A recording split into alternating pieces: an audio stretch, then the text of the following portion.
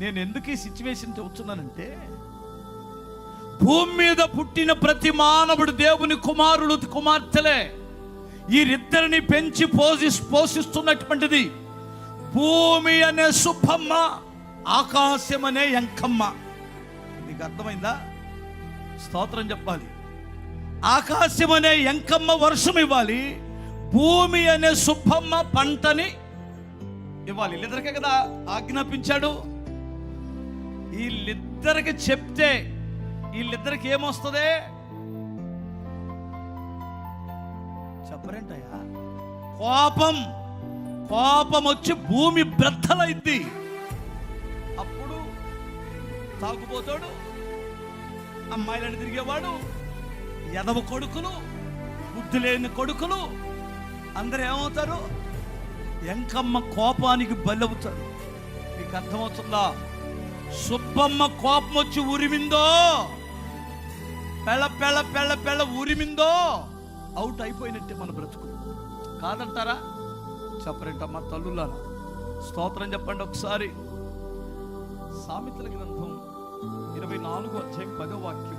ఎవరు తెలియనటువంటి వారు ఉంటారు. శ్రమ దినమున నీవు కృంగిని ఎడల నీవు చేతకాని వాడవగుదువు. నీవు చేతగాని వాడవగుదువు అనే పదం, మాట. ప్రియులారా, ఇది ఎంత శ్రమలో ఉన్నటువంటి వారికి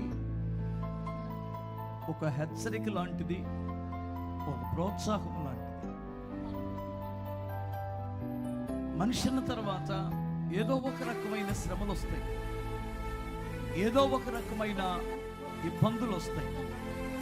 నాకు ఏ ఇబ్బంది లేదు అనేటువంటి వాడు ఎవడైనా ఉన్నాడు, నాకే శ్రమలో లేవండి అనేటువంటి వాడు ఎవడైనా ఉన్నాడంటే నాకు తెలిసి చచ్చిపోయినోడు తప్ప బ్రతుకున్నటువంటి వాడికి ఎవరికైనా ఏదో ఒక శ్రమలు వస్తాయి.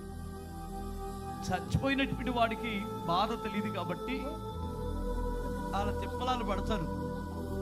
అది నరకానికి వెళ్తే మనం చూడము కాబట్టి ఆడ బాధలు. ఇక పరలోకానికి వెళ్తే అంతకంటే ప్రశాంతత లేదనుకో. ఇక్కడ ఉన్నాము అంటే ఇప్పుడు మనం ఎండాకాలం, చలికాలం ఎలా ఎదుర్కొంటున్నామో సమస్యలు ఖచ్చితంగా అలా ఎదుర్కోవాల్సిందే. కాకపోతే సమస్యలను ఎదుర్కోవడానికి కృంగుదల ఉండకూడదు, అంటే నిరుత్సాహపడకూడదు. ఖచ్చితంగా ఆ నిరుత్సాహమే నిన్ను చేతగాని వాడిగా చేస్తుంది.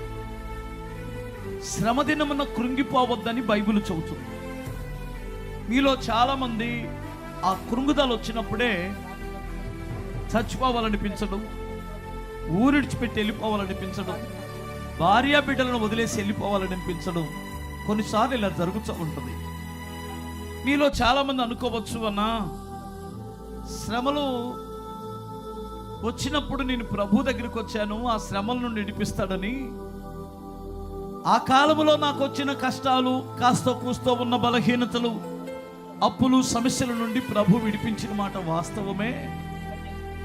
ఇప్పుడు ప్రభు దగ్గరికి వస్తున్నాను, దేవుని సన్నిధికి వచ్చాను.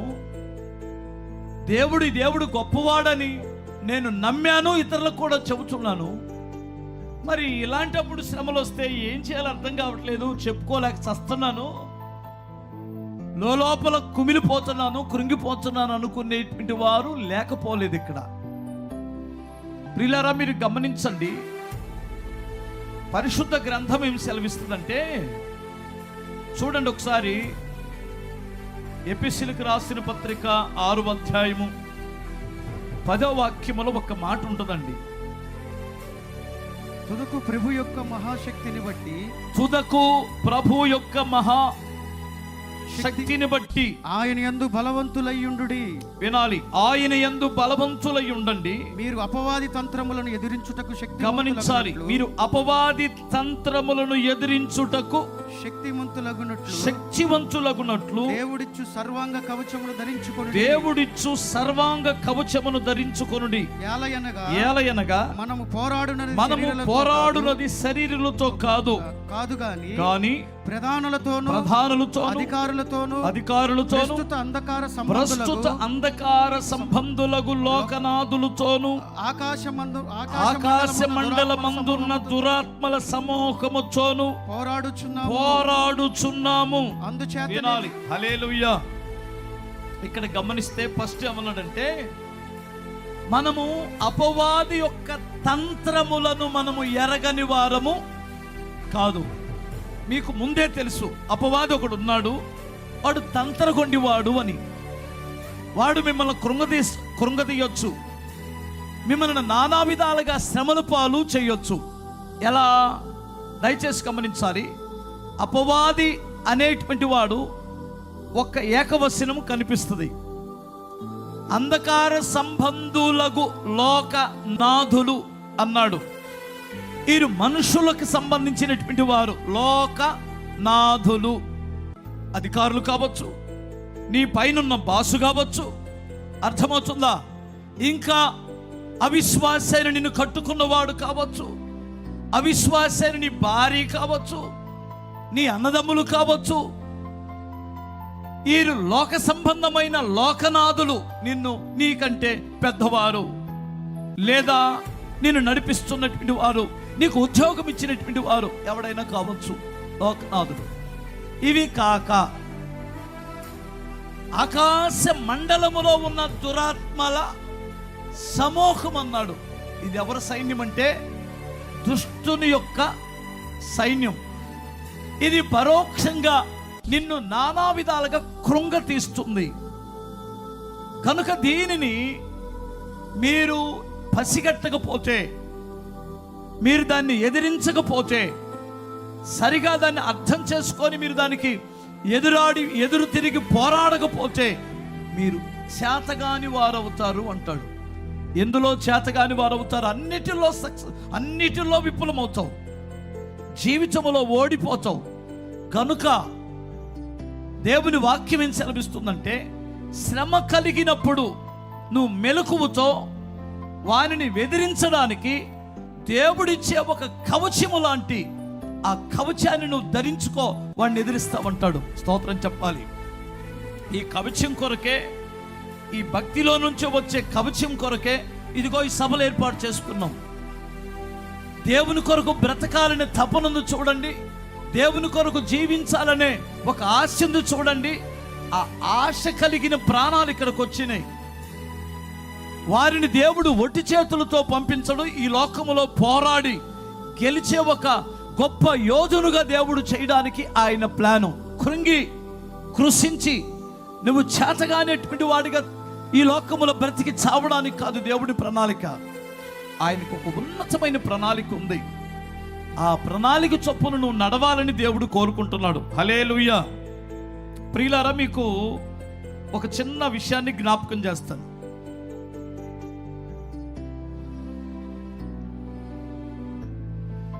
ఈ లోకానికి దేవుడు తీర్పు తీర్చిన ఒక రోజు ఉంది. ఇప్పుడున్న తరం కాదు, నోవాహు తరానికి. ఆ తరములో ఒక్కతనే దేవుని దృష్టికి నీతిమంతుడుగా కనిపించాడట. ఒక్క కుటుంబం దేవుని దృష్టికి నీతిమంతులుగా కనిపించారు. ఆ ఒక్కరిని నాశనం చేయడం దేవునికి ఇష్టము లేక, నీతిమంతులని అంటే ఈ పాపిష్టి మనుషులతో కలిసి నీతిమంతుడిని నాశనం చేయడం ఆయనకి ఇష్టము లేక ఒక శాంతిద్దాం. ఏమిటి అదంటే, నోవాహు, ఈ తరములో నువ్వు నీతిమంతుడు అయి ఉండట నేను చూశాను. ఆరిచాపాటు నిన్ను కూడా నాశనం చేయడం నాకు ఇష్టం లేదు. కాకపోతే ఆ ఉగ్రతలో రక్షించుకోవాలంటే నిన్ను నీ కుటుంబాన్ని నేను చెప్పినట్లు నీవు ఆ ప్రళయానికి ముందే ఒక వాడను కట్టుకోవాల్సి వస్తుంది నీ కుటుంబం కొరకు. ఈ వాడ అది 50 సంవత్సరాలు పడుతుందో, 100 సంవత్సరాలు పడుతుందో, ఇంకా ఎక్కువ పడుతుందో, ఎన్ని సంవత్సరాలు ఆ వాడ తయారయ్యేంత వరకు నువ్వు కష్టపడితే అప్పటి వరకు ఈ భక్తిహీనులకు నేను సమయం ఇస్తాను నిన్ను బట్టి అని దేవుడు నోవాహుతో స్పష్టంగా మాట్లాడాడు. నిజంగా చెప్పాలంటే ఆ మరుసటి రోజో ఆ వారమో ఆ వచ్చే వారమో నాశనం అవ్వాలి. ఆయన తొంగి చూసినప్పుడు ఈ వ్యక్తిని బట్టి ఆ తరానికి కొంతవరకు వాయిదా దొరికింది. ఇది ఎలాంటిదంటే ఒక మాట చెబుతాను. ఒక కలెక్టర్ గారి దగ్గర ఒక పిఏ ఉన్నాడు. ఆయన పొద్దున్నే వచ్చిన వెంటనే ఏం చేయాలంటే, లేదంటే ఒక పీను ఎవరో ఆ కలెక్టర్ గారి పక్కనే ఆ బెంచ్ ఆ బల్ల పక్కనే ఉండేటువంటి ఒక డస్ట్బిన్ ఉంది. ఆ డస్ట్బిన్లో ఆయన చదివి చింపేసిన ఉత్తరాలు లేదా కొన్ని పేపర్స్, చిత్తు కాగితాలు అందులో ఉంటాయి. దాన్ని తీసుకొని వెళ్ళి పొద్దున్నే అక్కడ పడేసి అగ్గిపుల్ల గీసి తగలబెట్టేసి వస్తాడు ఆ వ్యక్తి. ఈ డస్ట్బిన్ తీసుకొని వెళ్ళి అక్కడికి వెళ్ళి దొర్లిచ్చాడు. అగ్గిపెట్టి తీసి అలా వెలిగించిన వెంటనే అలా ముట్టిద్దాం అనుకునేసరికే ఒక నోటు తలతల మెరుస్తుంది. అదేమి నోటు అంటే 500 రూపాయల నోటు. వెంటనే అది కంట్లో పడిన వెంటనే అని ఆరిపేసి ఆ 500 రూపాయల నోటు తీసుకొని తన జోబులో పెట్టేసుకొని ఇంకా ఏమైనా ఉన్నాయేమని ఆశ కలిగి ఎతికాడు. ఓ పక్కేమో టైం అవుతుంది, లేట్ అయితే సారు తిడతాడు. అప్పుడు ఏమనుకున్నాడంటే ఆ వ్యక్తి, కాసేపు ఆగుదాం, సాయంత్రం 5 గంటలకి నేను ఆఫీసు నుండి ఇంటికి వెళ్ళేటప్పుడు వచ్చి ఇంకా ఏమైనా ఉన్నాయేమో వెతికి అప్పుడు తగలబెట్టేద్దామని వెళ్ళిపోయాడు. అంటే అది ఎప్పుడు తగలబడాలి?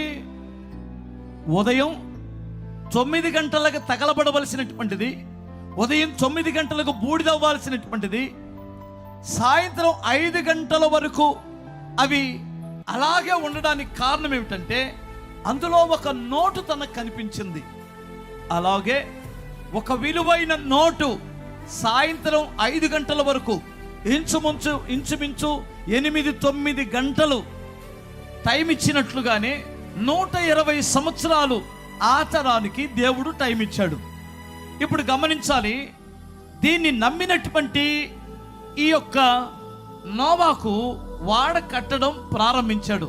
వినాలి, హల్లెలూయా చెప్పగలరా? వాడ కట్టడం ప్రారంభించినప్పుడు ఒక పక్క కొడుకులు వాడ కడుతుంటే మరొక పక్క దేవుడు తనకు అప్పగించిన బాధ్యత ఏమిటంటే ప్రళయము రాబోతుంది, వాడ కట్టుటకు మీరు సహకరించండి. ప్రళయము రాబోతుంది, వాడ కట్టుటకు మీరు సహకరించండి. అంటే విశ్వసించిన వాడు వాడ కట్టడానికి తను చెయ్యేస్తాడు. విశ్వాసము లేనటువంటి వాడు పొరపాటున ఆ ప్రాంతానికి రాడు. రాకపోగా పిచ్చి వాడిని చూసినట్టు చూస్తారు. వినాలి, ఇప్పుడు గమనించాలి మీరు. ఈ ఏరియా ఉంది కదా, ఈ ఏరియాలో ఏరినట్లు వచ్చారు కొందరు. ఈ ప్రాంతం అంతా కదలలేదే. గమనించాలి, ఇక్కడ ఏం జరుగుతుందో ఈ పక్క వారికి కూడా ఏం తెలియదే. ఈ పక్క గ్రామస్తులు కూడా పిచ్చోళ్ళలాగా ఉన్నామే. ఇటు నుండి చూసుకుంటూ రోయ్ క్రైస్తవులే ఇంకా ఉండాలి, ఇంకొక మొగుడు రావాలి వీళ్ళకి అంటున్నారే. అర్థమవుతుందా? మాకెవడరా మొగుడు? నీకు అర్థం కావట్లేదు నా బిడ్డ. అర్థమవుతుందా? దేవుడు ఆకాశమా ఆలకించు, భూమి చెవియొగ్గు అనే మాట ఎప్పుడైనా చదివారా? స్తోత్రం చెప్పాలి. వీళ్ళకు కూడా అదే. దేవుడు ఆకాశమునకు భూమికి ఎందుకు ఆజ్ఞాపించాడో ఒక జస్ట్ చిన్న మాట చెప్తాను. ఒక పెద్ద డాక్టర్ గారి ఇంట్లో సుబ్బమ్మ ఎంకమ్మని 2 పనులు చేస్తారట. ఇంట్లో పని. వాళ్ళకి పిల్లలు పుట్టిన తర్వాత వాళ్ళిద్దరికి 2 కొడుకులు పుడితే 2 కొడుకుల్ని 2 కాయమ్మలాగా పెట్టుకున్నారు. వాళ్ళనే ఎంకమ్మని సుబ్బమ్మని. వీళ్ళిద్దరు డాక్టర్లే. పొద్దునెళ్ళి ఎప్పుడో రాత్రికి ఎప్పుడో వస్తారు, వెళ్ళిపోతూ ఉంటారు. ఈ లోపల వాళ్ళకి అన్నం పెట్టేది సుబ్బమ్మే, ఈ ఎంకాయమ్మే. వాళ్ళకి పడుకోబెట్టేది, వాళ్ళని కడిగేది, తుడిచేది అన్నీ వాళ్ళే. వాళ్ళకి నిద్ర వస్తే ఆ ఎంకమ్మనే పిలుస్తారు, ఆ ఆకలైతే ఎంకమ్మనే పిలుస్తారు, సుబ్బమ్మనే పిలుస్తారు. అన్నిటికీ ఎంకమ్మ సుబ్బమ్మే. ఈ లోపల ఈ పిల్లలకి 25 ఏళ్ళు వచ్చినాయి. 25 ఏళ్ళు వచ్చిన తర్వాత ఈ పనికి మాలిన పిల్లలు ఇద్దరు ఏం చేశారంటే ఏదో చేయరాని పని. ఒకడేమో మందుకు అలవాటు పడి సాయంత్రాన్ని దాగి ఎరగనట్టే కిల్లి వేసుకొని వస్తున్నాడు. ఒకడేమో అమ్మాయిలను తిరుగుతున్నాడు ఒకదాన్ని ప్రేమించి. ఇప్పుడు ఈ తల్లిదండ్రులు ఎవరికి చెప్పుకోవాలి అర్థం కావట్లేదు. పరువు కలిగిన కుటుంబం, 10 మందిలో తిరిగేటువంటి కుటుంబం. ఎవరికైనా మా కొడుకు ఇలా అని ఇంకేం చెబుతారు, వాళ్ళు ఏం మాట వినటం లేదు. సరే ఎట్టనే పెళ్ళైనా చేస్తే బాగుంటుందని ట్రై చేస్తేనేమో ఈడు అలివి కావట్లేదు, ఆడు అలివి కావట్లేదు. సరే ఒకరోజు ఆ డాక్టర్ గారు కళ్ళమ్మ నీళ్ళు పెట్టుకున్నాడు. ఈ అంకమ్మకు సుబ్బమ్మకు మండి, ఏంటి అయ్యగారు మీరు ఏడుస్తున్నారు ఏంటి అయ్యగారు అన్నారట. అంటే ఏం చెబుతాం, అంకమ్మ పెద్దోడు ఇలా అయిపోయాడు, చిన్నోడు ఇలా అయిపోయాడు, ఎంత చక్కగా పెంచుకున్నామో, ఎంత అల్లారు ముద్దుగా పెంచుకున్నామో, నీకు తెలీదా సుబ్బమ్మ, నీకు తెలీదా ఎంకాయమ్మని. ఎంత పెద్ద డాక్టర్ గారు వాళ్ళ ఇంట్లో అంటుగా మీ బాత్రూమ్ కడిగే మనుషుల దగ్గర కన్నీళ్ళు పెట్టుకున్నాడు. పెట్టుకోవచ్చా, వాళ్ళతో చెప్పొచ్చా ఈ విషయాలు? ఎందుకని చెప్పుంటాడంటారు? చిన్నప్పటి నుంచి ఎదవలను పెంచింది ఎవడో? ఎంకమ్మ, సుబ్బమ్మే. ఈ ఎదవలకి చీమిడి తీసింది, ముడ్డి గడిగింది ఎవడో? ఈ ఎంకమ్మ, సుబ్బమ్మే. అందుకని వాళ్ళకి చెప్పుకున్నాడు ఆ పెద్ద ఆయన. వీళ్ళిద్దరికి మండింది. ఎందుకంటే వీళ్ళిద్దరు కొడుకుల మీద వాళ్ళ తల్లిదండ్రుల కంటే కూడా ఇంకా ఎక్కువ బాధ్యతగా ఉండి వీళ్ళిద్దరిని ప్రేమించేవారు ఎవరంటే వాళ్ళిద్దరిని ప్రేమించే వాళ్ళు వీళ్ళిద్దరే. ఎందుకంటే చిన్నప్పటి నుంచి చేతుల్లో పెంచారు, గోరుముద్దలు తినిపించారు వాళ్ళ అమ్మా నాన్న కాదు వీళ్ళు. అప్పుడు ఇంటికి వచ్చిన తర్వాత సుబ్బమ్మకి పెద్దోడి మీద కోపం వచ్చి, అబ్బాయి పెద్దోడా అనింది. ఎందుకంటే ఈమెకి వాళ్ళ అమ్మ వయసు ఉంది. ఏంటి సుబ్బమ్మ అన్నాడు. ఏంటి సుబ్బమ్మ ఏంటి సుబ్బమ్మ? నాన్నగారు ఈరోజు కళ్ళమ్మ నీళ్ళు పెట్టుకుంటే నా గుండెలు తరుక్కుపోయినాయి, చెంపలు పగల కొట్టేవాళ్ళాక అని. ఏంటంటే నువ్వెవరు నన్ను అడగడానికి అంటాడా? ఎందుకని? ఆడికి నిద్ర వచ్చినప్పుడు నిద్రపుచ్చింది ఎవరో? ఈ ఎంకమ్మే. ఆడికి గోరు ముద్దలు తినిపించింది వాళ్ళ అమ్మ లేనప్పుడు ఎవరో? ఎంకమ్మనే. వాళ్ళ అమ్మనైనా తోలునాడుతాడేమో కానీ ఎంకమ్మను తోలునాడలేడు. ఎందుకంటే ఈయన పెంచింది ఎంకమ్మే, ఆయన పెంచింది సుబ్బమ్మే. ఆమె కోపం వచ్చి, నువ్వు రాత్రి తాగొస్తున్నావంటగా అనింది. నేను ఎందుకు ఈ సిచ్యువేషన్ చెబుతున్నానంటే, భూమి మీద పుట్టిన ప్రతి మానవుడు దేవుని కుమారులు కుమార్తెలే. వీరిద్దరిని పెంచి పోషిస్తున్నటువంటిది భూమి అనే సుబ్బమ్మ, ఆకాశం అనే ఎంకమ్మ. మీకు అర్థమైందా? స్తోత్రం చెప్పాలి. ఆకాశం అనే ఎంకమ్మ వర్షం ఇవ్వాలి, భూమి అనే సుబ్బమ్మ పంటని ఇవ్వాలి. వీళ్ళిద్దరికే కదా ఆజ్ఞాపించాడు. వీళ్ళిద్దరికి చెప్తే వీళ్ళిద్దరికి ఏమొస్తుంది చెప్పరేంటయ్యా? కోపం వచ్చి భూమి బ్రద్దలైద్ది. అప్పుడు తాగుబోతాడు, అమ్మాయిలను తిరిగేవాడు, ఎదవ కొడుకులు, బుద్ధి లేని కొడుకులు అందరూ ఏమవుతారు? ఎంకమ్మ కోపానికి బలవుతారు. మీకు అర్థమవుతుందా? సుబ్బమ్మ కోపం వచ్చి ఉరిమిందో, పెళ్ళ ఉరిమిందో, అవుట్ అయిపోయినట్టే మన బ్రతుకు. కాదంటారా? చెప్పరేంటమ్మా తల్లులా? స్తోత్రం చెప్పండి ఒకసారి. ఇప్పుడు ఎందుకు ఈయన కాపాడబడుతున్నారంటే, ఒక్క నోవాహు అనేటువంటి ఒక నీచ మనుషుడు, కానీ వాళ్ళ దృష్టిలో వేరు. బైబిల్ చెబుతుంది, మీరు చదవండి ఒకసారి.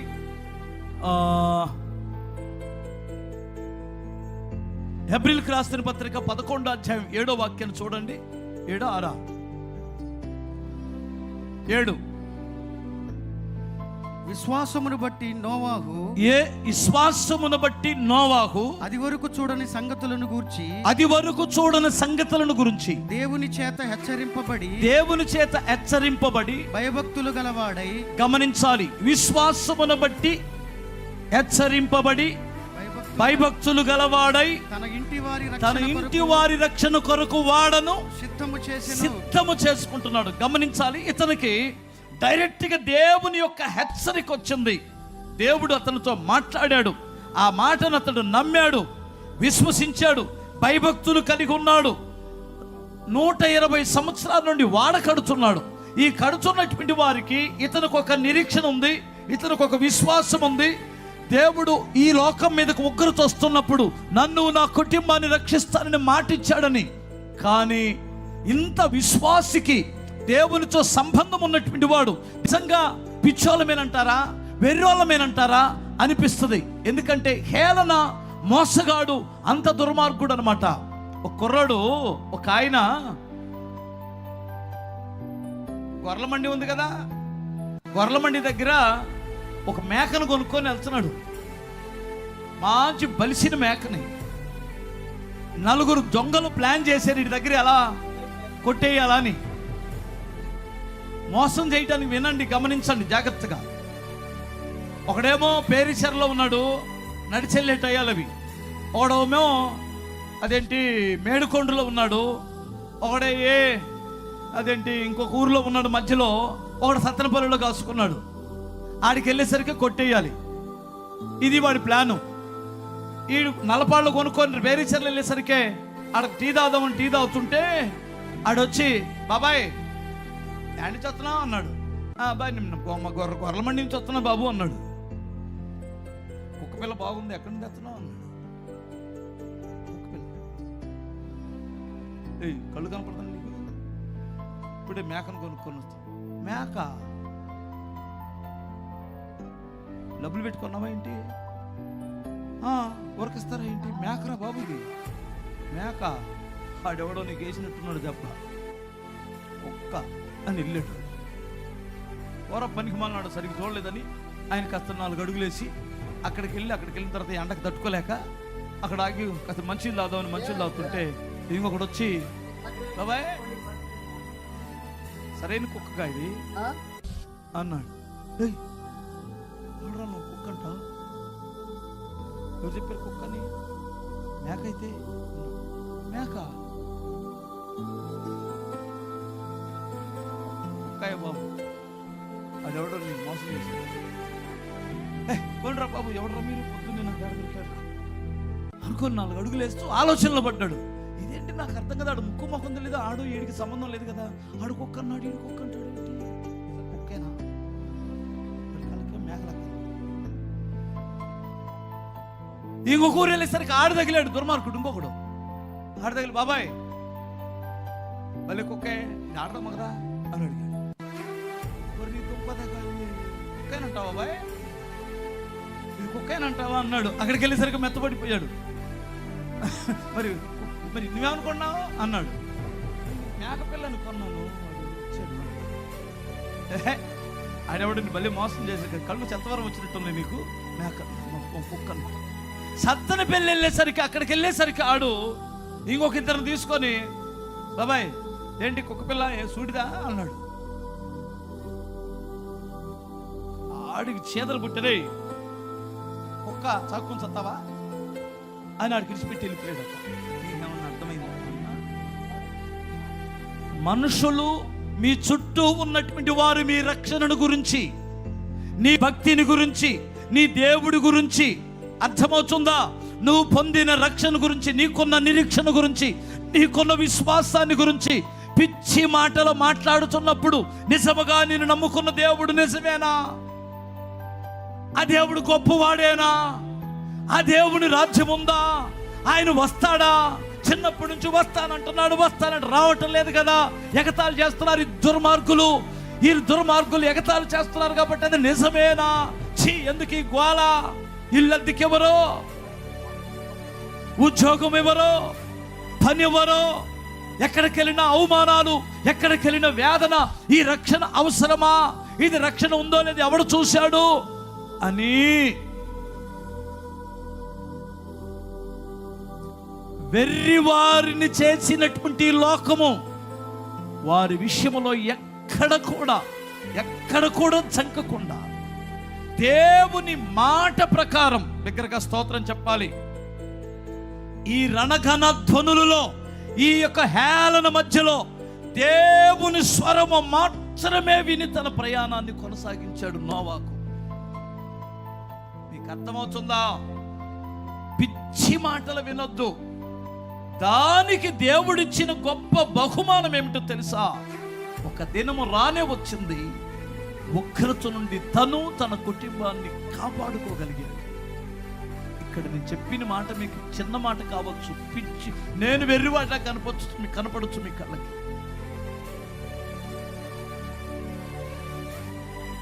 రెండు 2000 సంవత్సరాల క్రితం ప్రభు అయిన యేసుక్రీస్తు చిందించిన రక్తము ద్వారా నీవు నేను విమోచింపబడ్డాం. ఆయన చనిపోయి తిరిగి లేచి ఏమండి పరలోకమునకు ఆరోహణమయ్యాడు. ఈ విషయము నమ్మిన వాడు రక్షింపబడునని బైబిల్ చెబుతుంది.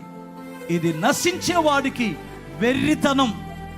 అందుకనే వాడు వెర్రి మాటలు మాట్లాడుతాడు, వెర్రివాడిగా హేళన చేస్తాడు. ఆ మాటలను పట్టించుకోవద్దు. నీ దేవుని స్వరము విను, వాక్యాన్ని విను, ఆయన సువార్త ప్రకారం, ఆయన యొక్క మాట ప్రకారం బ్రతుకు. అప్పుడు నీ జీవితంలో మునిపెన్నడను చూడని మహిమగల కార్యాలు చూస్తావు. నీ కుటుంబం, నీవు రక్షింపబడతావు. గమనించాలి. స్తోత్రం చెప్పగలరు ఒకసారి? 2 చేతులు చెప్పాలి. హల్లెలూయా.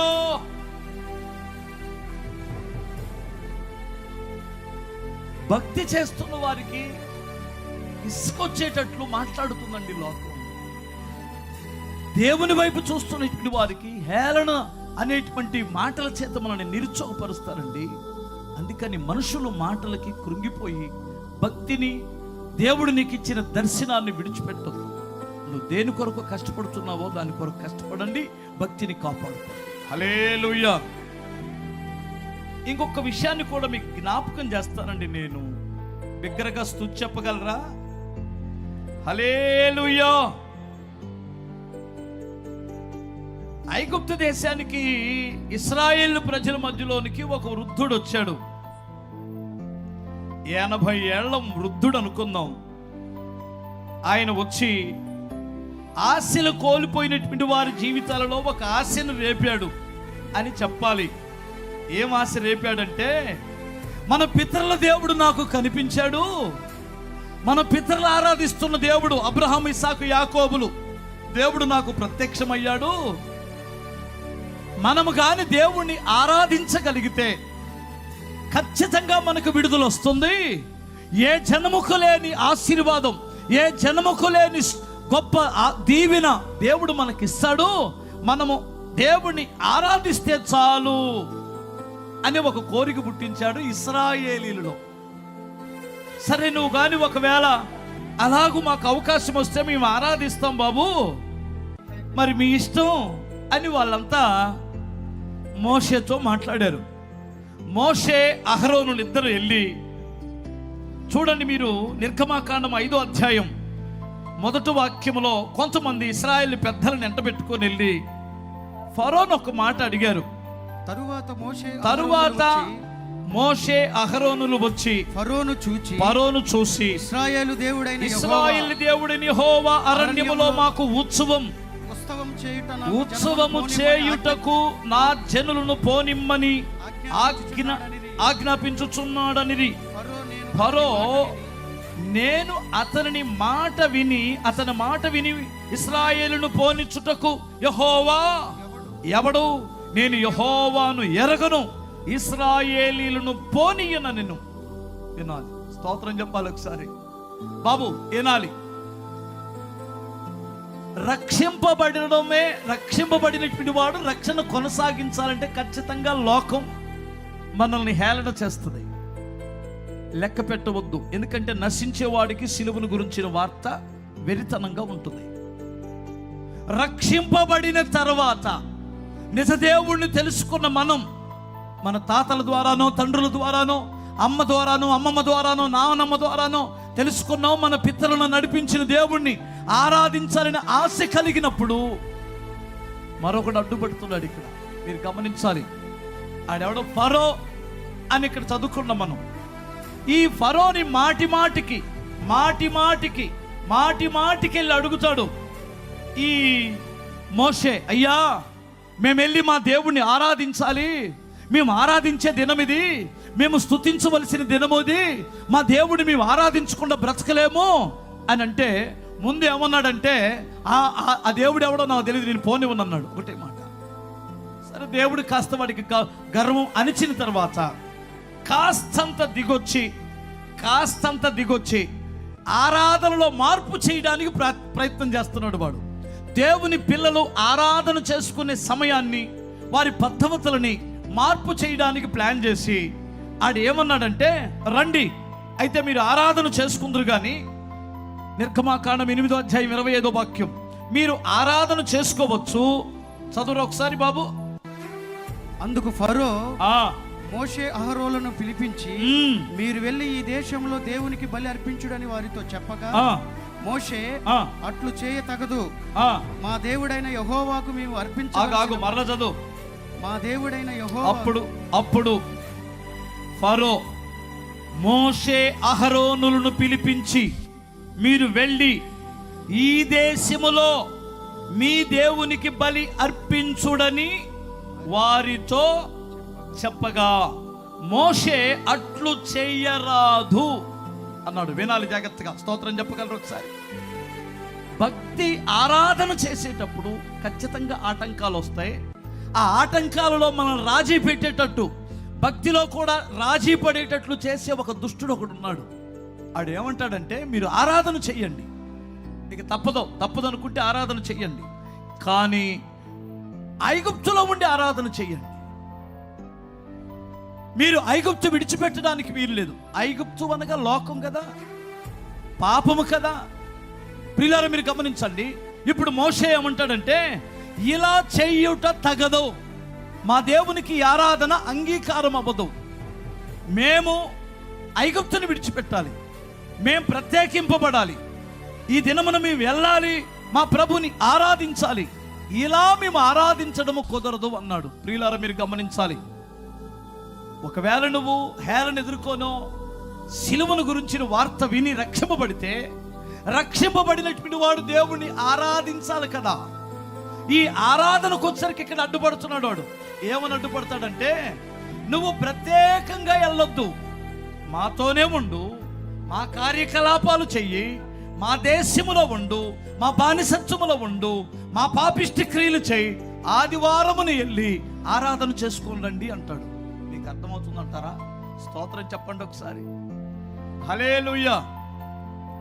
నువ్వు అదే పాపములో ఉండు, అదే లోకాచారాలలో ఉండు, ఇద్దరు భార్యలైనా పర్వాలా, అక్రమ సంబంధంలో ఉన్నా పర్వాలా, నువ్వు ఏ పాపిష్టి క్రియలు చేసినా పర్వాలేదు, నువ్వు ఆదివారం దేవుడే కదా నీకు కావాల్సింది, ఆరాధనే కదా నీకు కావాల్సింది, చర్చికి వెళ్ళడమే కదా నీకు కావాల్సింది.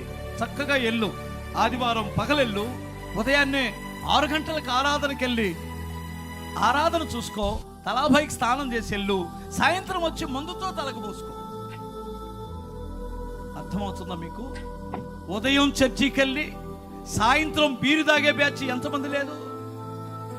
ఏమండి, లేరంటారా? బాలస్వామి గారు లేరా? అబద్ధం అనుకోండి, చెప్పు. మీకు తెలిసిన వాళ్ళు లేరా? ఉన్నారా లేరా? ఉదయం చర్చికి వెళ్ళి 6 గంటలకే తలాభైకి స్నానం చేసి వెళ్ళి, అది అయిపోయిన తర్వాత సాయంత్రం బార్ షాపులో కూర్చొని బీరు తాగేవాడు ఎంతమంది లేరు? ఈడు ఎవరి యొక్క బానిసత్వములో ఉన్నాడు? ఫరో యొక్క ఇష్ట ప్రకారం ఆరాధన చేస్తున్న వారు ఉన్నారు. నీ దేవుణ్ణి కాదన్నానా? నీ దేవుణ్ణి వదులుకోమన్నానా? ఎలా చేయవయ్యా అన్నాడు. మోషే దానికి పట్టు విడవనటువంటి వాడుగా అలా ఆరాధన దేవుడు అంగీకరించడు. గమనించాలి. ఇప్పుడు అలా అంగీకరించడని బైబిల్ చెబుతుంటే, నువ్వు ఎలా పాపములో ఉండి యేసు ప్రభుని ఆరాధిస్తావు? పాపము విడిచిపెడితే కదా ప్రభుని ఆరాధన అంగీకరిస్తాడు.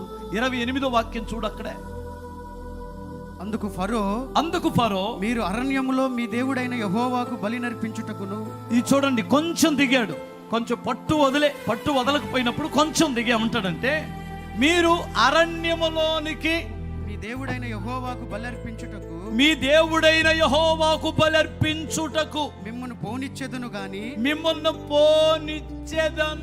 గాని దూరము పోవద్దు. వినాలి. అసలు ముందు మా దేశాన్ని విడిచిపెట్టొద్దు అన్నాడు, నా పట్టణాన్ని విడిచిపెట్టొద్దు అన్నాడు. దేవుడు మొత్తిన తర్వాత కాస్తంత దిగొచ్చాడు. పట్టు పట్టే కొలదవాడు దిగజారుచున్నాడు, రోషము కలిగి పట్టు పట్టే కొలదవాడు తగ్గిపోతున్నాడు. ఇప్పుడు ఏమంటాడంటే పోనిచ్చేదను గాని దూరం పోవద్దు. వినాలి, స్తోత్రం చెప్పాలి. చర్చికెళ్ళు గాని, ఆరాధనకెళ్ళు గాని, పరిచర్య చెయ్య మాకు. సంఘములో అంటి అంటన భక్తి చెయ్యి, లోతుగా ఎల్లమాక, బైబిల్ ఎక్కువగా చదవమాక. అసలు చదవకపోయినా పర్వాలా, చాలా మంచిది. అర్థమవుతుందా? ప్రార్థన మోకరించి ప్రార్థన చేయాల్సిన అవసరం లేదు. పొద్దున లేచి ఇలా అంటే చాలు, అదే భక్తి. బైబిల్ చదవాల్సిన అవసరం లేదు. క్యాలెండర్ కూడా కొనుక్కున్నావు కదా, క్యాలెండర్లో పొద్దున్న లేచి వాగ్దానం ఒకటి చదువుకొని వెళ్ళు. పొద్దున్నే లేచి 6 ఇడ్లీ తింటే బ్రతుకుతావురా బై నువ్వు? చెప్పరంటయా. 3 పూట్ల 3 కంచాలు తింటేనే నీరసం వస్తుంది అంటున్నావు. ఏమండి, ఒక పావిడ్లీ అలా తుంచి ఇలా నోట్లో పెట్టుకొని బ్రతికేరంటే కుదిరిద్దంటారా? చూడండి, మీరు వెళ్ళండి, మీరు క్రైస్తవులే, మీరు ప్రత్యేకంగా ఉండండి, కానీ లోతుకి వెళ్ళొద్దు, లోపలికి వెళ్ళొద్దు. నామకార్థముగా ఉండండి, అంటనట్లు ఉండండి. కొంతమంది మాట్లాడుతున్నారు కదా, పాస్టర్లు అమ్మడి తిరిగితే మీకు పిచ్చి పట్టిస్తారు వాళ్ళు అని. భక్తి చెయ్యాలి కానీ పొద్దుగూకులు పొద్దున వెళ్తారు, సాయంత్రం వెళ్తారు. నాకు ఒక మాట చెబుతాను నేను. మా పాస్టర్ గారు రోజులో కనీసం ఉదయం సాయంత్రం దొరకపోతే నాకు మనసు ఆగదండి. మా పాస్టర్ గారిని నేను స్తోత్రం చెప్పాలి. ఖచ్చితంగా మా పాస్టర్ గారికి ఉదయం అన్నా కనపడాలి. ఉదయం కనపడతాను, సాయంత్రం కనపడతాను. ఆయన అంటే అంత పిచ్చి పట్టింది నాకు. నేను మా పాస్టర్ గారితో కూర్చోవడం మొదలెట్టిన తర్వాత నా స్నేహితులందరూ వెళ్ళిపోయారు. ఆయన కూడా నన్ను కన్న కొడుకులాగా ప్రేమించాడు. స్తోత్రం చెప్పాలి. ప్రియులారా, మీరు గమనించండి, నన్ను పిచ్చోడన్నారు మా వాళ్ళంతా. అదిగో ఆ పిచ్చి ఇదిగో ఇలా అయిపోయింది. స్తోత్రం చెప్పగలరా? నేను ఈ పిచ్చి మనుషులను పాడు చేసే పిచ్చా ఇది? మనుషులను కొరికి రక్కి పాడు చేసే పిచ్చా? మంచి పిచ్చా ఇది? ఆర్ఆర్కే మూర్తి గారు ఈ ఉత్తరం రాశాడంట వాళ్ళ అన్నయ్య. అరే నీకు పిచ్చి పట్టిందిరా పిచ్చోడా, ఏంటి యేసు ప్రభు ఏంటి, బైబుల్ ఏంటి, ఇదేంటి కథ ఏంటి, మన మతం ఏంటి, మన కులం ఏమిటని ఆయనకు ఉత్తరం రాస్తే ఆయన ఒక ఉత్తరం రాశాడు తిరిగి వాళ్ళ అన్నయ్యకి. ఒరే అన్నయ్య, ఎవడికో ఏదైనా సాధించాలంటే దానికి సంబంధించిన పిచ్చి పట్టాలి. సినిమా వాడికి సినిమా పిచ్చి పట్టిద్ది, తాగుబోతు పిచ్చి పట్టిద్ది, కులం వాడికి కులం పిచ్చి పట్టిద్ది, రాజకీయం వాడికి రాజకీయం పిచ్చి పట్టిద్ది, మరి రకరకాల పిచ్చి. నాకు కూడా యేసుప్రభు పిచ్చి పట్టింది, నీకో పిచ్చి పట్టింది, డబ్బు పిచ్చి, మత పిచ్చి.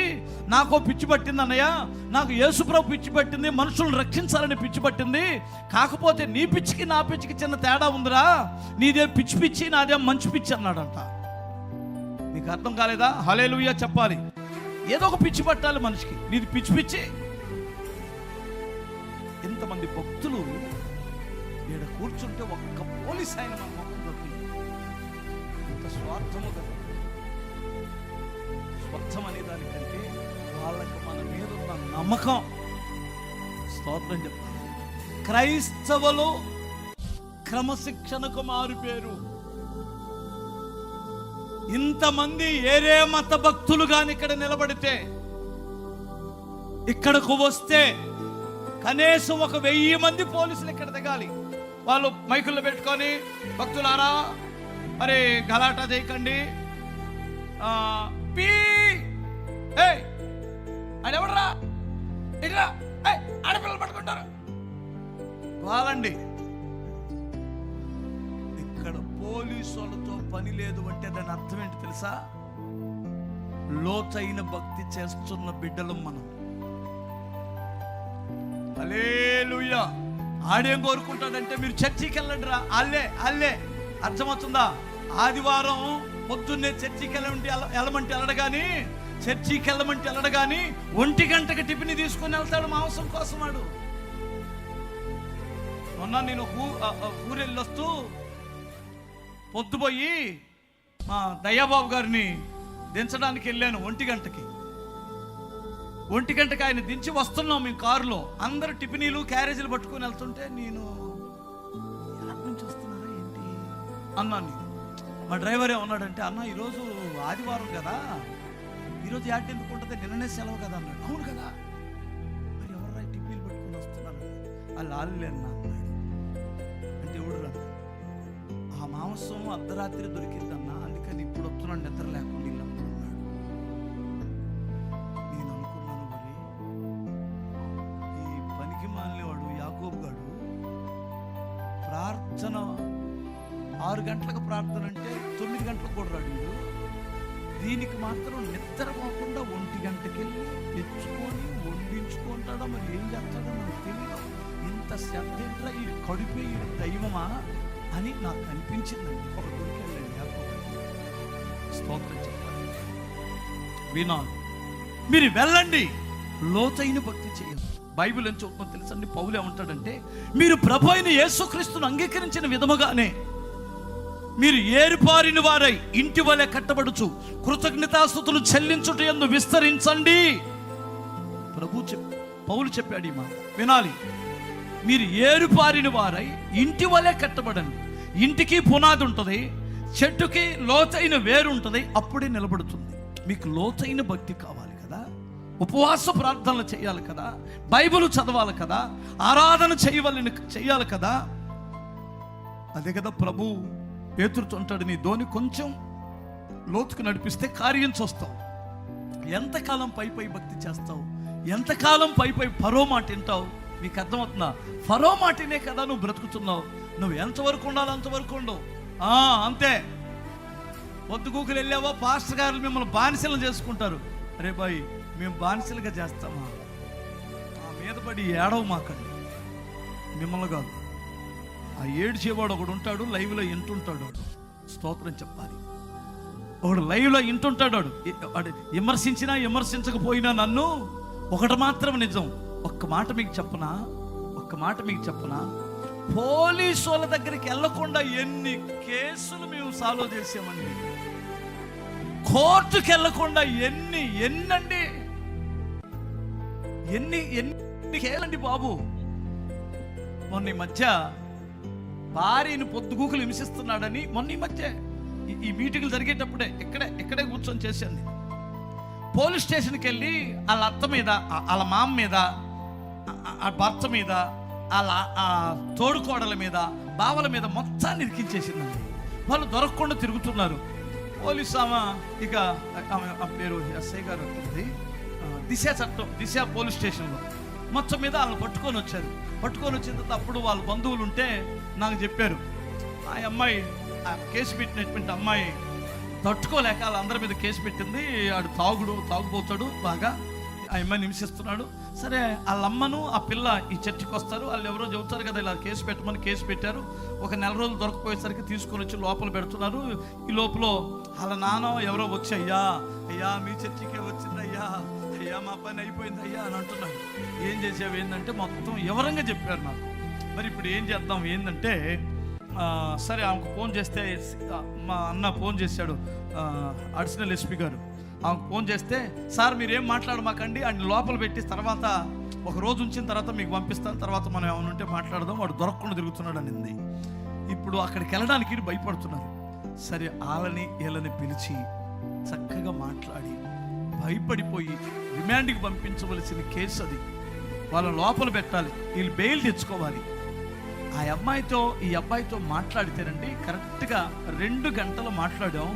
ఆ అమ్మాయి సెట్ అయిపోయి నా భర్త దగ్గరికి వెళ్ళిపోయింది. ఇప్పుడు 4 వారాలు వాళ్ళు సెట్ అయిపోయి, ఈ 4వ వారం నిన్న ఆదివారం కూడా వాళ్ళిద్దరు వచ్చారు. వచ్చిన తర్వాత ఏమా ఎట్టున్నాడు ఈడని అడిగాను. ఎందుకంటే కేసు తీపించలా, ఎందుకంటే కేసు తీపిచ్చి అలివిగాడని తాట తీపిస్తా, మరలా ఏమన్నా ఉంటే తేడా వస్తారని ఆడికి భయపెట్టానండి. హల్లెలూయా. లేనిపోయింది, వాడిని భయపడ్డేమో. కుదరదు, కేసు ఏమో ఇప్పుడల్లా పోదు. వినాలి, ఆడిప్పుడు ఎంత చక్కగా బుద్ధిగలి కాపురం చేసుకున్నాడంటే పెళ్ళైన కొత్తలో కంటే బాగున్నాడండి బాబు. ఇప్పుడు మా మీద పడి ఏడవడం ధర్మమా? స్తోత్రం చెప్పగలరు. లోతైన భక్తిలో నడిపించేవాడు దైవజనుడే కదా, లోతైన మార్గాన్ని మీరు చూపించేవాడు దైవజనుడే కదా. ఫరోగాడు ఏమంటాడంటే, ఆడి మాటని మీరు లోపలికి వెళ్ళకండి, లోపలికి వెళ్ళొద్దు, ప్రత్యేకంగా ఉండండి, కానీ పై పైన ఉండండి అని అంటాడు. కుదరదు. ఇంకొక మాట చూడండి, 10వ అధ్యాయం ఒక్క మాట చూడు, స్తోత్రం చెప్పు ఒకసారి. 10వ అధ్యాయం 10-11 వాక్యాలు త్వరగా చూడు. అందుకతడు, యెహోవా మీకు తోడయ్యుండునా, నేను మిమ్మును మీ పిల్లలను పోనిచ్చేదనా, ఇదిగో మీరు దురాలోచన గలవారు, పురుషులైన మీరు మాత్రమే వెళ్ళి యెహోవాను సేవించుడి. పురుషులైన మీరు మాత్రమే వెళ్ళండి, కుటుంబాలు సమేతంగా అంటే చెమడాలు చేస్తాను అని బెదిరిస్తున్నాడు. వారి పనికి మాలినోడా, వీళ్ళు బెదిరే రకాలు కాదు. స్తోత్రం చెప్పాలి ఒకసారి. ఇక్కడ కొంచెం దిగజారి ఏమంటాడంటే, మేము అరణ్యము కాదు, అరణ్యము దాటి లోతైన అనేక మీ సరిహద్దులు దాటి మేము వెళ్ళాలి. అది సరే, పని చేయండి, మీ భార్య పిల్లలను నా చేతిలో ఉంచండి, ఇంటికి ఒకటి వెళ్ళండి అన్నాడు. మనల్ని కూడా చాలా మంది అదే ఫరోగాడి మాటలను ఉన్నారు. అసలు ఎందుకు నువ్వు నాశనం అవుతున్నావు తెలుసా? ఆదివారం వచ్చేసరికి ఇంటిళ్ళ పాదులు కట్టుకుని వెళ్ళాలా చర్చికి? ఎమ్మెల్యేదిలే, మీ నాన్న వెళ్తాడులే. ఎంతమంది ఉన్నారు ఇంటికి ఒకరు వెళ్ళేటువంటి వారు? వింటున్నారా? మోషే ఏమంటాడంటే, కుదరదు, మేము మా భార్యలు, మా పిల్లలు, మా ఇంటిళ్ళ పాదులు యెహోవాని ఆరాధించడానికి వెళ్ళాలి. నేను నా ఇంటి వారు యెహోవాను సేవించాలి. స్తోత్రం చెప్పగలరు. పిల్లలు మీరు జాగ్రత్తగానండి. ఫరో అనే ఒక బిజీ ఫరో, ఈ కాలంలో ఉన్న బిజీ ఫరో, వాడి పేరేంటి? బిజీ ఫరో. Busy busy busy busy busy చర్చికి వెళ్ళడానికి బిజీ బిజీ బిజీ. ఎక్కడ వెళ్తా కుదరద్దు బాబు, మేము ఎక్కడికి వెళ్తామండి, అసలు ఎలా వెళ్ళగలమండి, మనసులో ఉంటే చాలండి అనుకుంటున్నాం. ఒకవేళ కుటక్కని చచ్చిపోతాం. ఏమో నీతో ఎవడికి పని ఉంటుంది, నాతో ఎవడికి పని? చచ్చిపోయిన వెంటనే వాడి పేరేంటి? శవం. చచ్చిపోయిన గంట తర్వాత టకటకటక అందరికి ఫోన్లు వెళ్ళిపోతాయి. మంచి పెట్టి కాంటర్ ఇవ్వాలని మాట్లాడుకుంటుంటారు. నువ్వు చచ్చిపోయిన వెంటనే, లేదా నేను చచ్చిపోతాను, నీకంటే భయం ఏమి? వెంటనే కార్యక్రమం ఉదయమా, సాయంత్రమా, మధ్యాహ్నమా, రేపా, ఎల్లుండి అనే మాటలు వస్తాయి. అంతేనే, ఏమన్నా పెద్ద ఫార్ములాలు ఉన్నాయా మనకి? చెప్పరేంటాయా? అసలు వెళ్ళవలసినటువంటి ఆయన దగ్గరికి ఇప్పుడు ఏ ముఖం పెట్టుకుని వెళ్తాం? వెళ్ళాల్సింది అసలు మన పుట్టిల్లేది. పుట్టింటోళ్ళని పక్క చేసుకుంటే ఇంకేమన్నా ఉందా? సరే పుట్టింటోళ్ళు తీసేయి, సరే భర్త అనుకుందాం, భర్తను పక్క చేసుకుంటే ఇంకెక్కడికి వెళ్తావు? మన స్వాస్థ్యం అక్కడ కదా, మనం వెళ్ళాల్సింది అక్కడ కదా. అక్కడికి నువ్వు అంత పిచ్చి అయిపోతే నీ ఉద్యోగం నీతో వస్తుందా, నీ వ్యాపారం నీతో వస్తుందా? రే, మేము మా ఇంటి వారు యెహోవాను ఆరాధించాల్సిందే, ఇంటికి ఒకటి వెళ్ళడం కుదరదు అని గట్టు పట్టుబట్టాడు మోషే. హల్లెలూయా అంటాడు. నెక్స్ట్ ట్రిప్లో ఓ పని చెయ్యి, టైం అయిపోతుంది, త్వరగా చెప్పేస్తుంది. ఓ పని చెయ్యి, మీరు మీ భార్యలు, మీ పిల్లలు కట్టకట్టుకుని సామండి. మీ గేదెలు, మీ గొర్రెలు, మీ మేకలు, మీ ఎండి, మీ బంగారం, మీ ఆస్తులు నా దేశంలో, నా స్వాధీనములో ఉంచండి. ఒట్టి చేతులతో వెళ్ళండి, ఊపుకుంటూ వెళ్ళండి, ఊపుకుంటూ రండి. ఎక్కడన్నాడు ఆ మాట? 10వ అధ్యాయంలో చూడు, 24 చూడు ఒకసారి. మీరు వెళ్ళి యెహోవాను సేవించుడి, మీరు వెళ్ళి యెహోవాను సేవించుడి. మీ మందలు మీ పశువులు మాత్రమే ఇక్కడ ఉండవలెను, మీ మందలు మీ పశువులు మాత్రమే ఇక్కడ ఉండవలెను. మీ బిడ్డలు మీతో కూడా వెళ్ళవచ్చుననగా, మీ బిడ్డలు మీతో కూడా వెళ్ళవచ్చుననగా మోషే మేము మా దేవుడైన యెహోవాకు అర్పింపవలసిన బలులు, మా దేవుడైన యెహోవాకు అర్పించవలసిన బలులు హోమార్పణముల నిమిత్తమును నీవు మాకు పశువులను ఇయ్యవలెను, మా పశువులు మాతో కూడా రావెలను. ఒక్క డెక్కైనను విడవబడదు, ఒక్క డెక్కైన విడవబడదు. మా దేవుడైన యెహోవాను సేవించుటకు వాటిలో నుంచి తీసుకొనవలెను. మేము దేనితో యెహోవాను సేవింపవలెను అక్కడికి చేరక మునుపు మాకు తెలియదనెను. అబ్బా, ఏ స్తోత్రం చెప్పండి ఒకసారి. వినండి అమ్మ బాబు, నాన్న ఒకసారి వినాలి. మేము మా ఆస్తులతో మేము ప్రభువుని ఆరాధించాలి. వాడేమంటాడంటే, దుర్మార్గుడు ఏమంటాడంటే, దేవుణ్ణి ఆరాధించే ప్రజల్ని ఎక్కడి నుంచి బేరమాడుతూ వచ్చాడో మీరు గమనించాలి. ముందేమో అసలు వెళ్ళొద్దు అన్నాడు. సరే, వెళ్తే వెళ్ళారు. మా దేశంలో పాపములో ఉండి దేవుణ్ణి ఆరాధించండి, ఇది వాడి ప్లాను. బానిసత్వములో ఉండి, బానిసలుగా ఉండి ఆరాధన దేవునికి ఇష్టమైనది కాదు. మీ బానిసత్వం నుంచి బయటికి రావాలి. అవునా, గట్టి పట్టుబట్టారే. సరే, పని చేయి, మరి అంత దూరం వెళ్ళకండి, భక్తిలో కొంచెం దగ్గరగా ఉండండి. కుదరదు, మేము చేస్తే రోషము కలిగిన భక్తే చెయ్యాలి. నామకార్థపు బ్రతుకులు విడవబడతాయి. బుద్ధి లేని కన్నికల్లాగా మేము ఉండకూడదు. అబ్బో, ఇక్కడ ఇంకా గట్టి పట్టుబట్టాడు.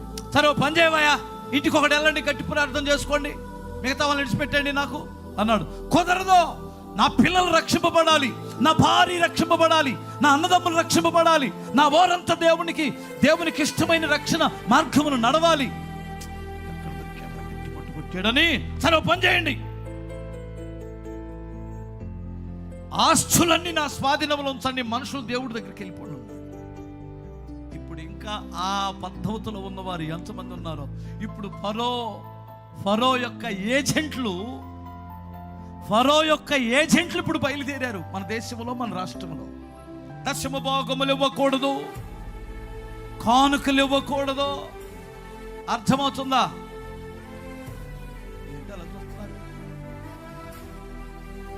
దశమ భాగాలు పాస్టర్లు తింటున్నారు. నీకు ఒక్క మాట నేను ధైర్యంగా చెబుతున్నా, వచ్చిన కానుకలు నేను ఏం చేస్తానో, నేను తింటున్నానో, ఆస్తులు సంపాదించుకుంటానో నీకు తెలియాలంటే, నాతో నువ్వు దమ్ముంటే 2 నెలలు తిరుగుతావో, 6 నెలలు తిరుగుతావో, సంవత్సరం తిరుగుతావో, నాతోనే చెప్పుకుంటాను, నాతోనే ఉండు. నాకు ఎంత వస్తుందో, ఏం చేస్తున్నానో నువ్వు చూసిన తర్వాత అప్పుడు నువ్వు ఒక స్టేట్మెంట్ ఇచ్చెళ్ళు. నాలాంటి వారు వేల మంది సేవకులు ఉన్నారు, నమ్మకస్తులు. నోరు ఇష్టం వచ్చినట్లు పారేసుకొని నోటికి రాని మాటలు మాట్లాడుతున్నావు. వచ్చిన రూపాయి వచ్చినట్లే. అర్థమవుతుందా? నా దేవుని రాజ్య విస్తరణ కొరకు కష్టపడుతున్నామే, నాలాగే కష్టపడే సేవకులు చాలా మంది ఉన్నారు. ఎందుకు కడుపు కాని మాటలు? ఈ దాడి సాతానుడిది కాదండి, ఈ దాడి దుష్టుడు చేస్తున్న దాడి కాదా క్రైస్తవ సంఘం మీద? వీళ్ళు మామూలు వాక్యాలు ఎనరండి. ఆడెవడైనా దశంభాగాల గురించి అయితే వాడికి యూస్ మహా పెరిగిపోతుంది. మరి అదేంటో మన బ్యాచే. ఎవడైనా తగాదు పెట్టుకుంటే యూట్యూబ్లో ఆడి ఫ్యాన్స్ అయిపోతున్నారు వీళ్ళు. బుర్ర పనిచేస్తుందా? తగాదు పెట్టుకునేవాడు యొక్క ఫ్యాన్స్ అవుతున్నారేంటారు బాబు? మీరు ఆ మాటలు వింటే మీరు కూడా పాడైపోతారు. నా మాట వినండి. ఎంతమంది లేరు భక్తి కలిగిన వాక్యం శ్రేష్టమైన ఉపదేశం చేస్తున్న సేవకులు. ఆ మాటలు వినండి. వివాద సంబంధమైనటువంటి విషయాలు మాట్లాడుతూ ఏమండి విమర్శించడానికి, ఏమండి వివాదాలు రేపడానికి మాట్లాడుతున్నటువంటివి మీరు చూసి వారిని బ్రతికిస్తున్నారు. దయచేసి దాన్ని అలాగూ టచ్ కూడా చేయకండి. నా మాట వినండి. వాళ్ళకి మండిద్ది. ఇప్పుడు కొంతమందికి మండితే నాకే, నేను యూస్ మీద ఏం బ్రతకడం లేదు. స్తోత్రం చెప్పాలి ఒకసారి. నాకు సబ్స్క్రైబర్ పెరగాలి, యూస్ పెరగాలి, గుడ్డేం కాదు. నాకు సంఘం ఉంది. హల్లెలూయా. అర్థమవుతుందా? సంఘం నన్ను పోషిస్తుంది. సంఘం సేవలో ఉన్న అవసరాలు తీరుస్తుంది. నేను ఎవరి దగ్గరికి వెళ్ళి చేయి చాపాల్సిన అవసరమే నాకు లేదు. అర్థమవుతుందా? ఎక్కడికైనా వెళ్ళి పాంప్లెట్లు ఇచ్చి, పోస్టర్లు ఇచ్చి, ఫోన్లు చేసి, అర్థమవుతుందా? అక్కడ ఉన్న వాళ్ళకి ఇక్కడ ఉన్న వాళ్ళకి ఫోన్లు చేసి, హలో బ్రదర్ మరి మీటింగ్లు జరుగుతున్నాయి అని, ప్రభు మిమ్మల్ని చూపించాడు బ్రదర్. చూపించిన చెప్పను, చూపిస్తే ఆయనకి చూపించాలా? నాకు చూపించడం అర్థమవుతుందా? నీ దగ్గర ₹1,00,000 ఇచ్చాడని నాకు చూపించాడు దేవుడు. నీకు చూపించాలి కదా. నీకు అర్థమవుతుందా? నాకు దేవుడు నీకు నువ్వు ఇచ్చినట్టు చూపించాడు అంటే ఆడు దురుద్దేశపడు. వినాలి, నీకు ఇచ్చేవాడికి చూపిస్తే అయ్యో దేవుడికి ఇవ్వాలని ఇవ్వాలి. ఒక ఆయన నాసిక్లో జాబ్ చేస్తాడు, బ్యాంకు మేనేజర్గా. చర్చి కడుతున్నాం మేము. ఒక మాట చెబుతాను, నేను అప్పటికే ఒక కంపెనీలో అప్పు చేస్తూ ఎక్కడ అడగకుండా ఒక కంపెనీ వారి దగ్గర అప్పు పెట్టి, అయ్యా మీరు 10 లక్షలు ఇచ్చినా, 20 లక్షలకి ఇచ్చినా, 30 లక్షలకి ఇచ్చినా కాస్త నిదానంగా నాకు డబ్బులు వచ్చినప్పుడు మీకు ఇస్తానంటే, పాస్టర్ గారు మీకు డబ్బులు ఉన్నప్పుడు ఇవ్వండి అని ఆయన మాకు ఇనుము కావాల్సిన రేకులు అన్ని పంపిస్తున్నాడు. ఒక రోజున ఒక 3 లక్షలు చాలా అవసరమైంది నాకు. నా దగ్గర రూపాయి లేదు, ఏం చేయాలో అర్థం కావట్లేదు. నేను ఎప్పుడు లేవు అనే మాట మాట్లాడకూడదు అనేది నా యొక్క నిబంధన. లేవు అని చెప్పను కానీ ఒక్క మాట చెబుతాను, వచ్చేవారం రాపోవా ఇస్తాను, రేపొద్దున రాపో. ఎందుకంటే లేవు అంటే లేకుండా పోయిద్దని నా భయం. మా వాళ్ళకి తెలుసు, నాతో ఉన్నటువంటి వారికి. రేపొద్దున రాపో అన్నానంటే దాని అర్థం ఇప్పుడు లేవని. వారం తర్వాత రాపో అన్నానంటే ప్రస్తుతం అంత లేదని వినాలి. పొద్దున్నే వచ్చాడండి ఆయన, నాసిక్ నుండి. ఆయన పేరు వెంకట్రావు గారు. వెంకట వచ్చి కూర్చున్నాడు. ఏం గారు ఎక్కడ మీరు అక్కడ ఉన్నారు కదా మహారాష్ట్రలో? అవును బ్రదరు, నాసిక్ నుండి వచ్చాను. నేను పని ఉన్నాను. ఏం పని లేదు బ్రదర్, మీకోసం వచ్చాను.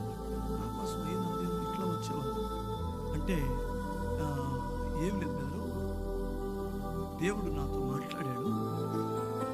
మ్యాచెస్ గారికి 3 లక్షలు అవసరమైంది, ఇచ్చిరమ్మన్నాడు. ఆయనేమి నాకు అంత దగ్గరగా ఉన్న వ్యక్తి కూడా కాదు. గుంటూరులో ఒకసారి 2 సార్లు పరిచయం అయ్యాడు. అక్కడ నుండి వచ్చి డబ్బులు ఇచ్చి ఇక్కడికి వచ్చి గుంటూరు వచ్చి ఆయన అకౌంట్లో నుంచి డ్రా చేసుకొని మాకు డబ్బులు ఇచ్చి ప్రార్థన చేయించుకొని వెళ్ళాడు. నేను నిజంగా ఏడ్చేసాను. ప్రభువా, ఇంట్లోకి వెళ్ళి, ప్రభువా ఎంత గొప్ప దేవుడివి, ఎక్కడ నాసిక్, ఎక్కడ ఆంధ్రప్రదేశ్, ఆయన రావాల్సిన అవసరం ఏంటి మీకు అర్థమవుతుంది అనుకుంటాను. హల్లెలూయా చెప్పగలరు. వాళ్ళే కాదండి, మహానుభావులు ఇలా పని చేస్తున్నారు కాబట్టి ఈ పని జరుగుతుంది. గమనించాలి. నీ జీవితంలో దుష్టుడు పిసినారితనం పెట్టి అన్నిటికీ ఖర్చు పెట్టేసేయి, అన్నిటికీ ఇచ్చేసేయి, దేవుడికి మాత్రమే ఇవ్వద్దు. ఇది దుష్టుడు పని.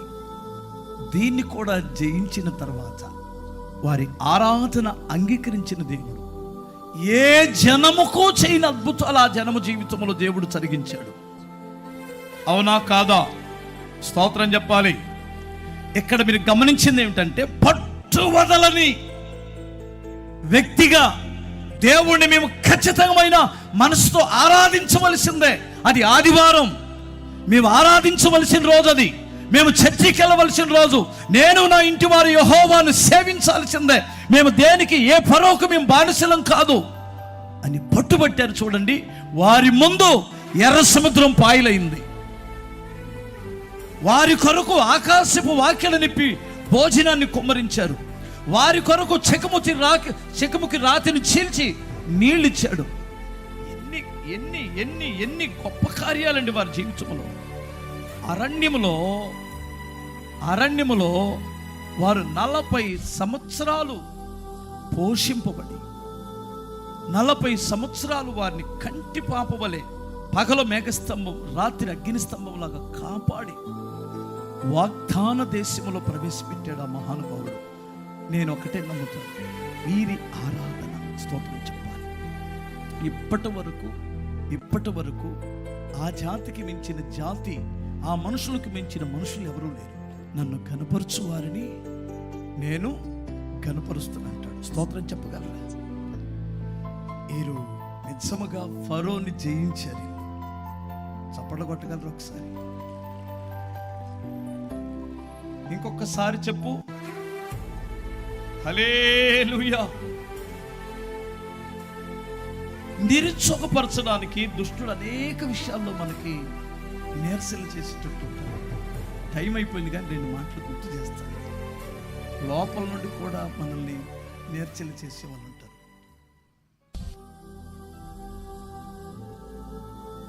గొలియాతు అక్కడ నిల్చున్నాడు. 40 రోజుల నుంచి వారు బయటికి రావటం లేదు సైన్యం. దావీదు వచ్చి ఆ మాటలు విని వాడిని చంపేస్తారంటాడు. అయితే రాజుగారి దగ్గరికి వెళ్ళి పర్మిషన్ తీసుకుంటారు. ఎవడో వాళ్ళు రాజుగారి దగ్గర తీసుకెళ్తే రాజుగారు కాస్త ప్రోత్సహిస్తాడు అనుకుంటే ఆయన ఏమన్నాడంటే, ఒరే పిచ్చోడా, నువ్వు బాలుడివి, వాడు బాల్యము నుండి యుద్ధశూరుడు, వాడిని నువ్వు చంపలేకున్నాడు. ఇక్కడ గమనించాలి, ఒక్క మాట విను. ఒక శత్రువుని జయించడానికి, ఎదురైనటువంటి సమస్యను జయించడానికి అవిశ్వాసులైన భక్తులు, నీకంటే సీనియర్లు కావచ్చు, నీతోనే ఉన్నటువంటి వారు కావచ్చు, ఇదే మాట మాట్లాడతారు. నువ్వు బాలుడివి, నీ చేత కాదు, నీ వల్ల కాదు, అబ్బో వీడు చేస్తాడంటండి, అబ్బో వీడు చంపుతాడంటండి. వీళ్ళ దగ్గరకు అస్సలు వీళ్ళ మాటలు వినకూడదు. మీరు స్తోత్రం చెప్పాలి. మనకు కిందకి లాగేటువంటి వారు, మనల్ని నిరుత్సాహపరిచేటువంటి వారు మనల్ని కిందకి లాగేస్తుంటారు. నేను ఒకటే మీకు చెబుతాను, నువ్వు దేవుని పేరట చెయ్యాలనుకున్న పని, ఏమండి, దేవుని వైపు చూసి ముందుకెళ్ళు. లేదంటే నిన్ను కృంగదీసేవారు, ప్రోత్సహించేవారు తక్కువ, నిన్ను కృంగదీసేవారు ఎక్కువ. హల్లెలూయా చెప్పగలరు ఒకసారి? నేను వాడిని చంపేస్తాను అంటే నీ చేత కాదు, నువ్వు బాలుడివి, నీ వల్ల కాదు దీన్ని జయించడం. అప్పుడు ఇతను ఏం చేశాడు చెప్పనండి? ఒక్క మాట చెప్పాడు, నేను వాడిని చంపుతాననే ధైర్యం నాకు ఎందుకు వచ్చిందో తెలుసా? ఇంతకు మునుపు దేవుడు నా జీవితంలో జరిగించిన గొప్ప కార్యాలు ఎన్నో ఉన్నాయి. ఎలుగుబంటుని, సింహాన్ని చీల్చి చంపేశాను. ఇప్పుడు దేవుడు నాకు ఆ బలం ఇస్తాడు, ఈయన్ని కూడా చంపగలను అన్నాడు. వినాలి, హల్లెలూయా చెప్పండి, 2 చేతులే చెప్పాలి. ఇతను ఆ నిర్ణయం తీసుకుంటున్న బట్టి ఇతనికి వచ్చిన గొప్ప ఘనత ఏమిటో తెలుసండి? ఇతనికి వచ్చిన గొప్ప ఘనత ఏమిటో తెలుసా? ఇశ్రాయేలీల ప్రజలను బానిసలు కాకుండా రక్షించగలిగాడు. ఇతని సాహసం, ఇతను చేసిన నిర్ణయం. ఒక్కసారి మీరు తీసుకునే కొన్ని సాహస సంబంధమైన నిర్ణయాలు, దేవుని పేరటను బట్టి తీసుకున్న నిర్ణయాన్ని బట్టి నీ ఇంటి వారిని రక్షించుకుంటావు. ఇంకా చెప్పనా, దావీదు పేరు, తన పరిస్థితులు, తనకి ఇవ్వాల్సిన గౌరవ మర్యాదలు అన్ని పూర్తిగా మారిపోయినాయి. స్తోత్రం చెప్పు. దేశంలో ఎక్కడికి వెళ్ళినా తనకు బ్రహ్మరథం పట్టినట్లు తనకు అందరూ కూడా ఏమండి గుర్తించారు, గణపరిచారు. స్త్రీలు ఏమండి స్తోత్రం చెప్పారు, అతను గణపరుస్తున్నారు. కారణం ఏమిటంటే ఆనాడు సౌలు మాటలు విని తన పెద్దన్నయ్య మాటలు విని ఆగిపోతే అతని జీవితంలో అలాంటి ఘనత వచ్చేది కాదు, వాళ్ళందరూ నాశనం అయ్యేవారు. మీకు అర్థమవుతుందంటారా? మన పట్ల దేవునికి గొప్ప ఉద్దేశం ఉంటుంది. దానిని ముందుకెళ్ళనివ్వకుండా అడ్డుబండేసేవాడే దుష్టుడు. ఆడు ఏ రూపంలోనైనా ఇయ్యొచ్చు. గమనించాలి, హేళన చేసే మనుషుల ద్వారా అడ్డుబండ ఇయ్యొచ్చు నిన్ను కృంగ తీయడానికి. ఫరో లాంటి ఒక అధికారిగా ఉండి నీ ఆరాధనను శంకిస్తూ, నిన్ను దేవునికి దూరం చేస్తూ, ప్రతి విధమైన ఆటంకాలన్నీ పెడుతూ నిన్ను దేవుడు చేయబోతున్న అద్భుతాలకు దూరం చేయొచ్చు. జాగ్రత్త, దాన్ని జయించాలి. నీవు చేస్తున్న ఒక సాహసకరమైన నిర్ణయాన్ని నిరుత్సాహపరిచి నీరు కార్చే ఒక దుష్టుడు ఉన్నాడు. నిజంగా చెప్పాలంటే వారు లోపలే ఉన్నారు అన్నట్టుంటుంది. ఇప్పుడు సౌలు రాజు ఎల్లా నీకు దేవుడు తోడుంటాడు అన్నాడా? రే నువ్వు బాలుడు రా, తన స్థితిని గుర్తు చేస్తున్నాడు. నీకేం తెలివి ఉందిరా, నీకేం జ్ఞానం ఉందిరా అని.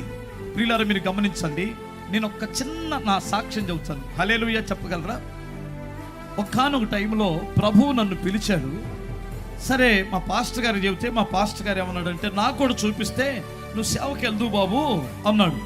సరే అప్పుడు అది 2000 సంవత్సరం ఫిబ్రవరి 10, 11, 12 తేదీల్లో ఉపవాస ప్రార్థనలు జరుగుతున్నాయి. పాస్టర్ గారితో దేవుడు మాట్లాడాడని నాతో చెప్పాడు. ఆయన నాన్న నువ్వు వెళ్ళొచ్చు సేవకి అని చెప్పాడు. కానీ నాకేం ధైర్యం సరిపోవట్లేదు. దేవుడు నాతో స్పష్టంగా మాట్లాడాడు. నాకు ధైర్యం సరిపోక ఒక పెద్ద పాస్టర్ గారి దగ్గరికి వెళ్ళాను. ఆ రోజుల్లో ఆయనకి 2 పిల్లలు ఉన్నారులేండి. ఒక చిన్న పిల్లని ఎత్తుకొని అటు ఇటు తిరుగుతున్నాడు ఆయన దగ్గరికి వెళ్ళి, అన్న నాకు కూడా ఒక చిన్న పిల్ల, మా పిల్ల అప్పుడు రెండు నెలల పిల్ల, నేను నా భార్య ఇద్దరం వెళ్ళి అన్న ఇట్లా సంగతి మేము సేవ చేయాలని అంటే తమ్ముడు అంటాడు. అన్న తర్వాత ఇటు నుంచి ఎవరో వస్తారు, బ్రదర్ అని ఆయనతో 10 నిమిషాలు మాట్లాడతాడు. మళ్ళీ ఆయనకి ఎదురు కూర్చొని చెప్తాడండి. ఆ రోజుల్లో అడిదిరిగి మొత్తం మీద పట్టుకున్నాను. గంట తర్వాత తమ్ముడు సేవకి వెళ్తున్నాడు, ఎందుకమ్మా ఏం చదువు లేదు, ఈ రోజుల్లో సేవ చేయాలంటే చాలా సామర్థ్యం ఉండాలి. ఇప్పటి వరకు మంచి పరిచారకుడిగా ఉన్నావు, మంచి విశ్వాసిగా ఉన్నావు, అలా బ్రతికే నాన్న, ఎందుకు ఇది నీ వల్ల కాదు, ఇబ్బంది పడిపోతాం, తర్వాత చాలా కష్టాలు వద్దులే సేవకుడు వద్దులే అన్నాడని నేను సంతోషంగా ఇంటికి వచ్చాను. నీకు అర్థమైందా? నాకంటే నా హృదయంలో ఏమి లేదంటే లేనిపోయింది మనకేమొచ్చిందో అని బాధలు. ఇంటికి వచ్చిన తర్వాత ప్రభువు మళ్ళా రాత్రి మాట్లాడి నాతో స్తోత్రం చెప్పాలి. ఒక ఆయనని అభిషేకించమని పిలుచుకుంటే నా తల మీద చేతులుంచి కొబ్బరి నూనె వేసి ఇది పాస్టర్కి అభిషేకించింది. మ్యాథ్యూస్ గారి తల మీద మేము కొబ్బరి నూనె పోసి చేతులుంచామని మీరు అనుకుంటున్నారు, కానీ మేము ఉంచింది చేతులు కాదు, మేము పెట్టింది ముళ్ళ కిరీటం అన్నాడు ఆయన. పబ్లిక్గా ఆరాధన అంటే మమ్మల్ని అభిషేకించే రోజు మ్యాథ్యూస్ గారి తల మీద మేము ముళ్ళ కిరీటం పెట్టి వెళ్తున్నాం అన్నాడు. 2000 సంవత్సరం జూలై 22 ఆనాడు నేను ఎప్పటికీ మర్చిపోలేను. తల మీద చేతులుంచి ఒక దైవజనుడు ముళ్ళ కిరీటం పెట్టారంటే ఇక అంతకంటే నిరుత్సాహం ఇంకోటి ఉంటుందా? మీరు చెప్పాలి.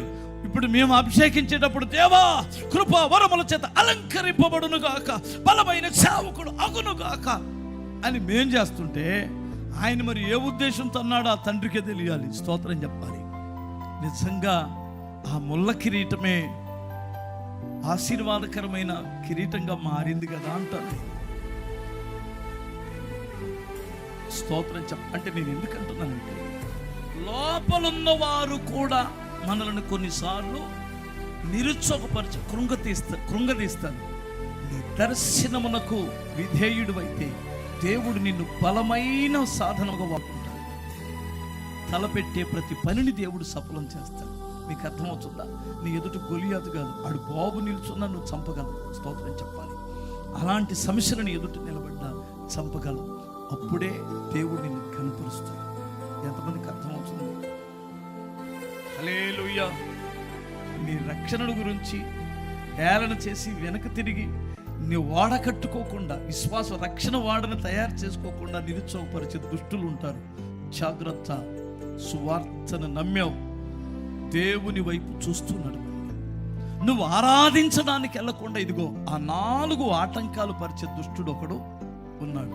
అస్సలు ఆరాధనను నిర్లక్ష్యం చేయొద్దు, సహవాసాన్ని నిర్లక్ష్యం చేయొద్దు. అప్పుడే ఇశ్రాయేలు జాతిని ఎలా ఆశీర్వదించాడో, ఎలా గొప్ప కార్యాలు చేశాడో నీ జీవితంలో కూడా అంత గొప్ప కార్యాలు చేయాలి అంటే నువ్వు సంఘములో సహవాసములో పట్టుబదలనటువంటి వ్యక్తిగా ఉండి ఆరాధనని నిర్లక్ష్యం చేయకుండా బ్రతకాలి.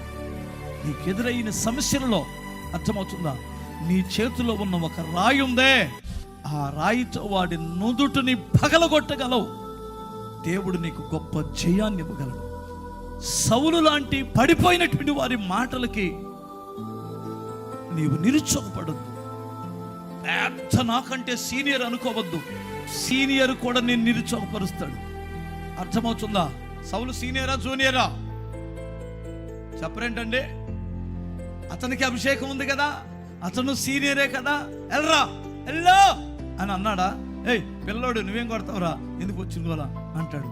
లేదో అని కొట్టి చంపేస్తానంటాడు. హల్లెలూయా. అందుకని తన విజయోత్సవాలతో ఊరేగాడు. ఏమంటారు మీరు? ఇంకాసేపు చెప్పమంటారా? అయిపోయింది మా పని అన్నాడు. చూస్తున్నారు 10:30. ఓకే, చిన్న ప్రార్థన చేస్తాను. పరిశుద్ధుడు వగు మా తండ్రి, దయగలిగిన దేవా, మీకు స్తోత్రం నాయనా.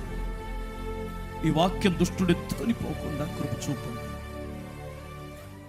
ప్రతి హృదయములో